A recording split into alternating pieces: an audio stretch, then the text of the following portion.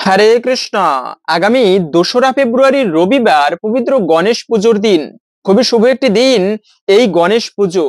এই দিনে কিছু করেন কিংবা না করেন, কিন্তু ভুলেও করবে না এই কার্যগুলো, এতে জীবনে দুর্ভাগ্য আসবেই। পাশাপাশি শাস্ত্রে এই গণেশ চতুর্থীর বিশেষ ব্রত কথা বর্ণনা করা হয়েছে। আজকের এ পর্বে আমরা সেই প্রসঙ্গে জানার চেষ্টা করব। আমাদের সকলেরই আজকের এই গুরুত্বপূর্ণ তথ্যগুলো জানা প্রয়োজন। সকলকে স্বাগতম জানাচ্ছি আমাদের এই ধর্মীয় তথ্যমূলক চ্যানেলে। আমরা চেষ্টা করি এরকমই সনাতন ধর্মের ধর্মীয় তথ্যগুলোকে আপনাদের সাথে উপস্থাপন করতে, শেয়ার করতে। তাই আসুন আগামী কিছুক্ষণ সময় একসঙ্গে ধৈর্য ধরে আজকের এই গুরুত্বপূর্ণ তথ্যগুলো জেনে নেই। আশা করছি আজকের এই তথ্যগুলো আপনাকে অবশ্যই সমৃদ্ধ করবে। ভালো লেগে থাকলে অবশ্যই একটা লাইক করে কমেন্টে জয় শ্রী গণেশের জয় একবার হলেও লিখে যাবার অনুরোধ জানাচ্ছি। সাধারণ নয় সেই গণেশ দেবতা। সনাতন ধর্মে যত দেবদেবীর পুজো করা হোক না কেন, সর্বপ্রথমে কিন্তু সর্বাগ্রে সেই গণেশের পুজো করতে হয়। কেননা এটি স্বয়ং দেবতাদের আশীর্বাদ রয়েছে যে সমস্ত দেবতাদের পুজো করার পূর্বে এই গণেশের পুজো প্রারম্ভে হবে। তাই 4 ধরনের উপাসক পাওয়া যায় শাস্ত্রে: শৈব, শাক্ত, গাণপত্য এবং বৈষ্ণব। যারা গণেশের উপাসনা করে তাদেরকে বলা হয় গাণপত্য। এবং এই গণেশ দেবতা কিন্তু অষ্টসিদ্ধি প্রদাতা। অনিমা, লঘিমা, ঈশিতা, বসিতা, এই যে যোগীগঞ্জের সাধনা করে, তপস্যা করে, তারপরে যে সিদ্ধি প্রাপ্ত হয়, সেই অষ্টসিদ্ধি যিনি প্রদান করেন তিনি হচ্ছেন কিন্তু গণেশ দেবতা। এক প্রকার সিদ্ধি রয়েছে যা প্রাপ্ত হলে সেই তপস্বী একেবারে তুলোর মতো হালকা হয়ে যেতে পারবে। আর এক প্রকার সিদ্ধি হচ্ছে ব্যক্তি যে কোনো সময় যে কোনো রূপ ধারণ করতে পারবে। এরকম করে 8 প্রকার সিদ্ধি রয়েছে। আর সেই সিদ্ধি প্রদান করেন কিন্তু স্বয়ং গণেশ দেবতা। স্বস্তিকা চিহ্ন অঙ্কন করা হয়। স্বস্তিক চিহ্ন খুবই মঙ্গলের প্রতীক। তাও কিন্তু গণেশ দেবতাকে তুলে ধরা হয়েছে সেই স্বস্তিক চিহ্নের মাধ্যমে। তাই এই গণেশ পুজো জীবনে খুবই মঙ্গলময় এবং সৌভাগ্যের প্রতীক। পাশাপাশি আমরা অনেকে জানি বিষয়টা, তা হচ্ছে গণেশ দেবতা কিন্তু স্বয়ং ভগবান বিষ্ণুর অংশ স্বরূপা। ভগবানের থেকে যার সৃষ্টি তিনি কিন্তু স্বয়ং প্রভু গণেশজি। ভগবানের অংশ স্বরূপা বলা হয়েছে গণেশকে।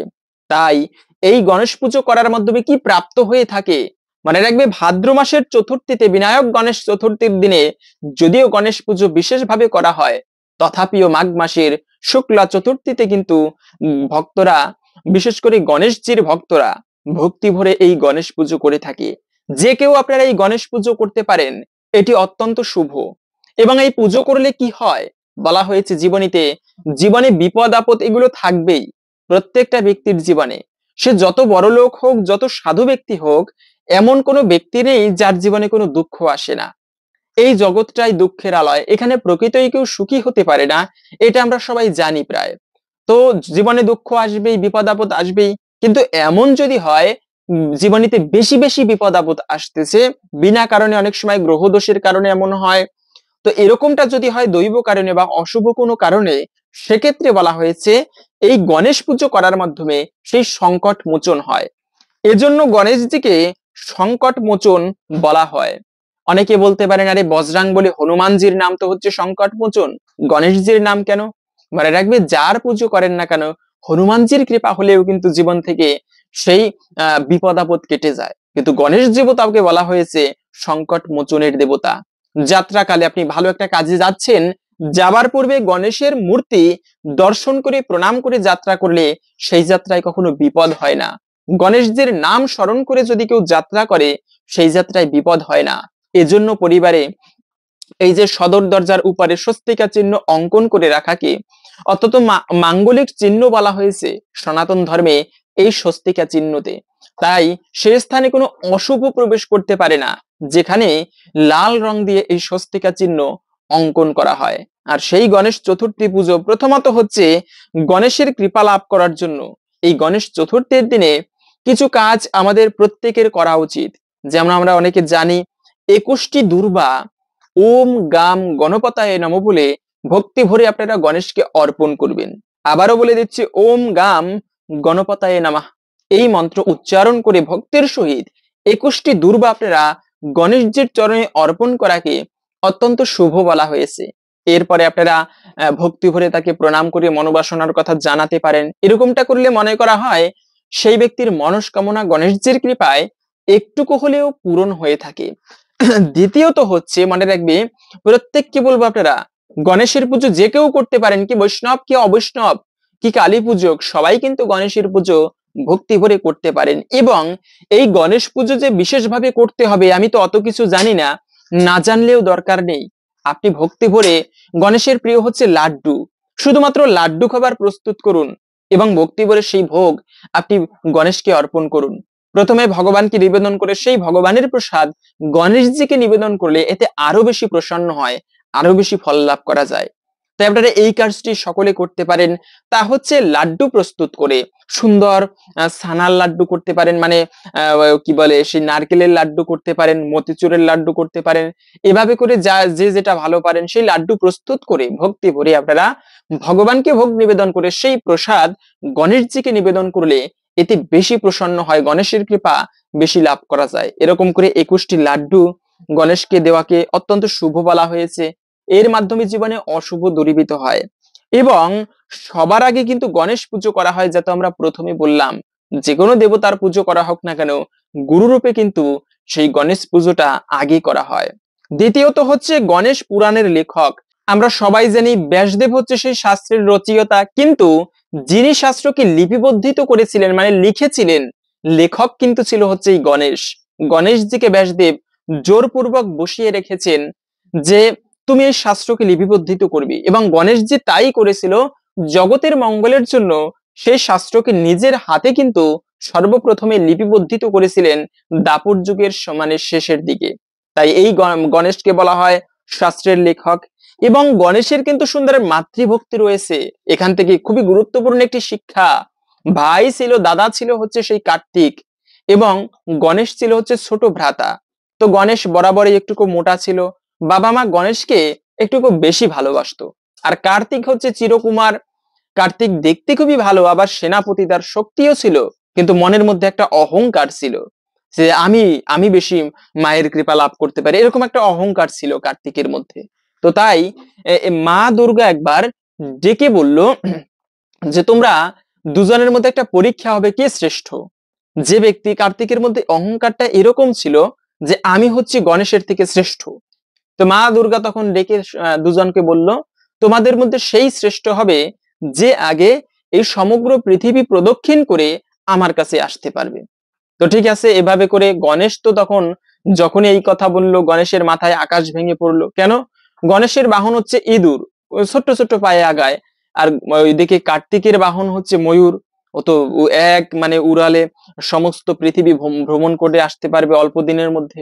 কিন্তু গণেশ কি করে পারবে, এইটা ভেবে গণেশের মনে খুবই দুঃখ হলো। কিন্তু গণেশ কিন্তু বুদ্ধিতে খুবই ভালো ছিল। তাই ওদিকে কার্তিক এটা শোনা মাত্রই মাকে প্রণাম করে বেরিয়ে গেল পৃথিবী প্রদক্ষিণ করতে। আর গণেশ দেবতা তিনি বসে বসে ভাবতে লাগলেন এর থেকে হয়তোবা শর্টকাট কোনো উপায় থাকতে পারে। তখন গণেশজি মনে মনে বিচার করে দেখলেন যে বাবা মাই তো পৃথিবী তুল্য, মাতৃদেবী বলা হয়েছে ধরিত্রী দেবীকে, আর সেই মাতৃদেবীর রূপ হচ্ছে, ধরিত্রী দেবীর রূপ হচ্ছে কিন্তু স্বয়ং দুর্গা দেবী। তাই গণেশজি ভক্তি ভরে মায়ের চতুর্পাশ প্রণাম করে বাবা মায়ের চতুর্পাশ ঘুরে, বাবা মাও অবাক হয়ে তাকিয়ে আছে কি করে গণেশ দেবতা, তারা তো খুশি। তো এবারে চতুর্দিকে 7 বার প্রদক্ষিণ করে প্রণাম করে বলল মা আমি পৃথিবী প্রদক্ষিণ করেছি আগে। যেটা বুঝতে পেরে তখন শিব আর পার্বতী গণেশকে নিয়ে বসে আছে। ওইদিকে 12-13 দিন পরে কার্তিক সমস্ত পৃথিবী প্রদক্ষিণ করে আমি গণেশের আগে গিয়েছি, এটা এরকম একটা ভাব নিয়ে খুবই খুশিতে মায়ের কাছে উপস্থিত। মা আমি গণেশের দাদার মানে গণেশের আগে এসেছি, গণেশ ভাইয়ের আগে এসেছি, বলো আমি এবার শ্রেষ্ঠ কিনা। তো তখন দেখে কি গিয়েই প্রণাম করার আগে যে সেই কোলের মধ্যে কিন্তু গণেশ বসা ছিল, ছোট্ট গণেশ, তিনি আগে বসা। এটা দেখেই তো রেগে গেল, এটা কি করে সম্ভব, গণেশের বাহন হচ্ছে ইঁদুর আর আমার বাহন ময়ূর, আমি আগে এসেছি। তখন মা সবকিছু বুঝিয়ে বলল যে গণেশের মধ্যে সেই ভক্তি আছে, তোমার মধ্যে আছে অহংকার। তাই অহংকার থাকলে কখনো ইষ্টদেবের কৃপা লাভ করা যায় না। গণেশ এখান থেকে শিক্ষা দিচ্ছেন যে ভক্তি থাকা সর্বোত্তম, ভক্তির উপরে কিন্তু অন্য কিছু হয় না। তাই এই গণেশ হচ্ছে সুন্দর একদম দেবতা যার মধ্যে অতটা রাগ নেই। গণেশের পুজো অল্প, গণেশ পুজো সংক্ষিপ্ত পুজো করার মাধ্যমেও কিন্তু, অল্প সেবা করার মাধ্যমেও গণেশের কৃপা কিন্তু লাভ হয়ে থাকে। সেজন্য সকলকে বলবো আপনারা ভক্তি ভরে, বৈষ্ণব হলেও সেও কিন্তু ভক্তি ভরে এই গণেশ পুজো করতে পারবে। যে ব্যক্তি স্বয়ং নৃসিংহদেবের ভক্ত, ভগবান নৃসিংহদেব যেদিন তিনি প্রহ্লাদ মহারাজকে রক্ষা করেছিলেন, হিরণ্যকশিপুর বক্ষ বিদীর্ণ করেছিলেন, তখন এতটা রাগ হয়েছিল, স্বয়ং ব্রহ্মাও ভগবান নৃসিংহদেবের রাগ ভাঙাতে পারলেন না। মা লক্ষ্মীকে বলা হলো যে লক্ষ্মী দেবী, আপনি তো ভগবান বিষ্ণুর স্ত্রী, আপনি ভগবান নৃসিংহদেবের রাগ ভাঙান। মা লক্ষ্মী বলতে লাগলো, দেখো আমি প্রভুকে রেগে যেতে দেখেছি, কিন্তু এরকম কখনো রেগে যেতে দেখিনি, তাই আমি রাগ ভাঙাতে পারবো না। তখন কি হবে, উপায় না পেয়ে শেষ পর্যন্ত গণেশ বলল, আমি ভগবানের ভক্ত নৃসিংহদেবের, তো আমি ভগবানের রাগ ভাঙাবো। এমন ভাবে হিরণ্যকশিপুকে বধ করেও শান্ত হয়নি নৃসিংহদেব। তার মানে এমন ভাবে নিঃশ্বাস নিচ্ছেন, সমস্ত পৃথিবী কম্পিত হচ্ছে এই নিঃশ্বাসের ফলে, নাক থেকে চোখ থেকে অগ্নি প্রজ্বলিত হচ্ছে। তো ওদিকে গণেশ কি করেছে, তিনি ছোট্ট ছোট্ট ইঁদুরের পায়ে কুরকুর করতে করতে গণেশজি যাচ্ছেন, পেট মোটা গণেশ নাম করতে করতে নৃসিংহদেবের যাচ্ছেন যাচ্ছেন। দূর থেকে যে নৃসিংহদেবের যে নিঃশ্বাস, সেই নিঃশ্বাসের মানে গতিবেগে গণেশজি তার বাহন নিয়ে উল্টে পড়ে গিয়েছে, আর সবাই মিলে হাসাহাসি শুরু করেছে। তখন ভগবান নৃসিংহদেবও হাসতে লাগলেন সবার হাসা দেখে। এই হচ্ছে গণেশ, যার কৃপা হলে কিন্তু বিঘ্ন বিনাশ হয়, শুধু তাই নয়, জীবনে কিন্তু সুখ শান্তি সমৃদ্ধি লাভ হয়। তাই এই গণেশ পুজোর দিনে আপনারা প্রত্যেকে যে যার ইষ্ট মন্ত্র জপ করবেন, এটিকেও অত্যন্ত শুভ বলা হয়েছে। সাধনা করার জন্য ইষ্ট মন্ত্র জপ করাকে সর্বোত্তম এবং সর্বমঙ্গলময় বলা হয়েছে। গণেশজির বিশেষ মন্ত্র রয়েছে, আপনারা সেই মন্ত্র জপ করতে পারেন। ওম গাম গণেশায় নমঃ, এই মন্ত্রটিও জপ করতে পারেন গণেশ দেবতার কৃপা লাভের জন্য। অথবা যদি দীক্ষিত হয়ে থাকেন, তবে সেই গুরুদেব যে মন্ত্র দিয়েছে সেই মন্ত্র ভক্তি ভরে জপ করবেন। না হলে কলিযুগের যুগ ধর্ম হরে কৃষ্ণ মহামন্ত্র প্রত্যেকে জপ করবেন। এর ফলে কিন্তু ভগবানের কৃপা বিশেষ করে লাভ করা যায়। এখন আমরা জেনে নিচ্ছি ভিডিওর মূল প্রসঙ্গ। এই দিনে যে কার্যগুলো ভুলেও করবে না, তবে তার পূর্বে শাস্ত্রে এই গণেশ পুজোর বিশেষ ব্রত কথা বর্ণনা করা হয়েছে। যারা ব্রত করবেন কিংবা না করবেন, এই দিনে সকলেরই উচিত এই ব্রত মাহাত্ম্য কথা ভক্তি এবং শ্রদ্ধার সহিত শ্রবণ করা। এতে অনেকাংশেই প্রভু গণেশের কৃপা লাভ করা সম্ভব, এই ব্রতের ফল লাভ করা সম্ভব। শ্রবণম মঙ্গলম, শ্রবণ করলে মঙ্গল সাধিত হয়, এজন্যই তো নববিধা ভক্তির প্রথমত হচ্ছে শ্রবণ করা। আসুন এখন এই ব্রত কথা গণেশ পুজোর শ্রবণ করি। গণেশ চতুর্থীর ব্রত কাহিনী। একবার মা পার্বতী নদীতে স্নান করতে গিয়েছিলেন। পার্বতী মাতা তার দেহের শুকনো উবটন দিয়ে একটি মূর্তি বানিয়ে তাতে প্রাণ প্রতিষ্ঠা দিয়েছিলেন। তার নাম রাখা হয়েছিল গণেশ। পার্বতী মাতা তাকে একটি মগ দিয়ে দরজায় বসতে বললেন এবং বললেন, আমি যখন স্নান করছি তখন কাউকে ভিতরে প্রবেশ করতে দিবে না। এরপরে প্রভু শিব এলেন। গণেশ তো আর জানতেন না যে প্রভু শিব হচ্ছে মা পার্বতীর স্বামী, আমার বাবা। তো শিব যখন দরজায় এসেছেন, গণেশ তাকে দরজায় থামিয়ে দেন। শিব অনেক বুঝিয়ে বলেন, কিন্তু গণেশজি তাতে রাজি হননি। এটাকে নিজের অপমান মনে করে শিব তার উপর ক্ষুব্ধ হলেন এবং ত্রিশূল দিয়ে তার মাথা শরীর থেকে আলাদা করে ভিতরে চলে গেলেন। মাতা পার্বতী যখন জানতে পারলেন যে শিব গণেশের শিরচ্ছেদ করেছেন, তখন তিনি খুবই রেগে গেলেন। দেবী পার্বতী গণেশজির শিরচ্ছেদ হয়ে যাওয়ার ফলে কারণে খুব দুঃখ পেয়েছিলেন এবং তিনি খাবার ও জল পরিত্যাগ করেছিলেন। পার্বতীর অসন্তুষ্টি দূর করতে শিব গণেশজির শরীরে হাতের মাথা রেখে জীবন দেন। এই ঘটনাটি ঘটেছিল ভাদ্রপদ মাসের শুক্লপক্ষের চতুর্থীর দিনে। তাই এই তার একটি পবিত্র উৎসব গণেশ চতুর্থী হিসেবে পালন করা হয়।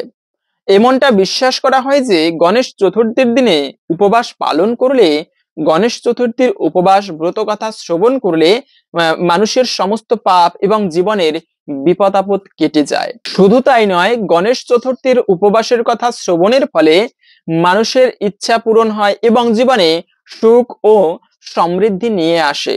অপরদিকে ধার্মিক গ্রন্থ অনুসারে যখন বেদব্যাস মহাভারতের কথা 10 দিন পর্যন্ত গণেশজিকে শুনিয়েছিলেন, তখন তিনি নেত্র বন্ধ করে নিয়েছিলেন। আর 10 দিন পর যখন তিনি তার চোখ খোলেন, তখন তিনি দেখেন গণেশজির তাপমাত্রা অনেক বেড়ে গিয়েছিল। তখন বেদব্যাস তাকে নিকটের একটি জলাশয়ে নিয়ে গিয়ে স্নান করান, যার ফলে গণেশজির শরীরের তাপমাত্রা কম হয়। এই কারণে গণেশ চতুর্থীর দিন গণেশজির মূর্তি স্থাপন করার পর পরবর্তী 10 দিন গণেশজির পূজা করা হয়ে থাকে। আর তারপরে 11তম দিনে জলে গণেশজির মূর্তিটিকে বিসর্জন দেওয়া হয়। গণেশজির বিসর্জন এই কথাটিও প্রতীকী যে মাটি মূর্তি তৈরি করে এবং সবশেষে এই শরীর মাটিতেই মিশে যায়। মূলত এই ছিল গণেশজির বা গণেশ চতুর্থীর ব্রত কথা। সুন্দর এই গণেশজির পুজো করার মাধ্যমে জীবনে সুখ সমৃদ্ধি আসে। তাই খুবই শুভ দিন এই গণেশ চতুর্থীর দিন। এই দিনে কিছু করেন কিংবা না করেন, কিন্তু ভুলেও করতে নেই এই কার্যগুলো। প্রথমত হচ্ছে, কখনো বাবা মাকে কষ্ট দিবে না।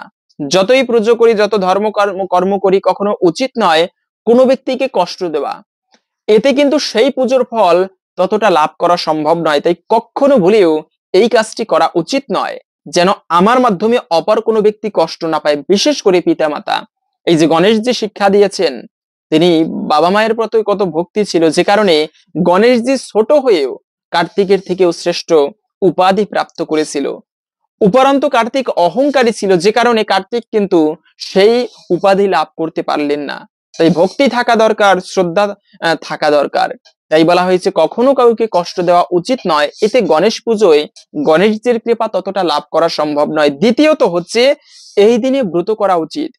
যারা গণেশজির ভক্ত রয়েছেন সকলকে বলবো আপনারা ব্রত করবেন। তবে ব্রত করতে না পারলেও নিরামিষ খাবার গ্রহণ করবেন, ভগবানের প্রসাদ গ্রহণ করে এই দিনটিতে কাটানো উচিত। তবে ভুলেও আমিষ ভক্ষণ করা উচিত নয়। মাছ, মাংস, পেঁয়াজ, রসুন, রাজসিক খাবার গ্রহণ করা থেকে বিরত থাকা উচিত এই শুভতম দিনে। এবং সবশেষে হচ্ছে, ঝগড়া করা উচিত নয়। মনে রাখবে, যে কোনো শুভ দিনে ঝগড়া করা থেকে বিরত থাকা উচিত। অপশব্দ, গালিগালাজ প্রয়োগ করা উচিত নয়। এর ফলেও কিন্তু জীবনীতে অমঙ্গল আসে। যে ব্যক্তি শুভ দিনে ঝগড়া করে তার সংসার থেকে লক্ষ্মী হানি হয়। তাই এই দিনে কখনো ঝগড়া দ্বন্দ্ব করা উচিত নয়। হরে কৃষ্ণ।